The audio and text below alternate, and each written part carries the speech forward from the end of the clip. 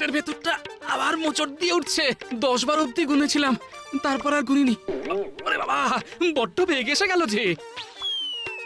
তা কি হয়েছে গোপালের? তা গোপাল কোথায়? খরার বদলে আরো যেন বেড়ে গেছে। জল আর জল, হু হু করে জল বেরোচ্ছে শুধু। তা কি খেয়েছিলে গোপাল? কাল কুচো চিংড়ির বড়া খেয়েছিল। হুম, তাহলে তো হবেই। হুম, দুয়ে মিলে একেবারে ওই বিষক্রিয়া হয়ে গেছে। ওরে বাবা, পেটের এইখানটায় বড্ড ব্যথা। হুম, বুঝতে পেরেছি। আর খাওয়া দাওয়া? হ্যাঁ, ওই খাওয়া দাওয়ায় কিছু রাশ টানতে হবে। দুবেলা ওই গলা গলা ভাত, কাঁচকলা সেদ্ধ, আর ওই কদিন বাদে পাতলা করে ডালের ঝোল। এ বাবা, এসব খেয়ে কাটাতে হবে নাকি?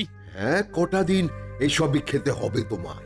বউ বড় লাগলে অল্পই তেল দিয়ে সাঁতলানো পেঁপের ঝোল, আর অন্যথা হলে কিন্তু ওই মারাত্মক অসুখে পড়ে যাবে। হ্যাঁ, গেল রে, গেল গেল, কপাল দোষে আমার খাওয়া দাওয়া সব গেল।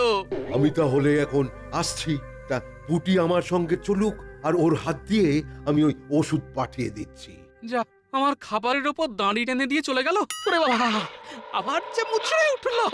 দাও দাও দাও দাও দাও, গাড়ুটা দাও, আমি আবার দৌড়ই।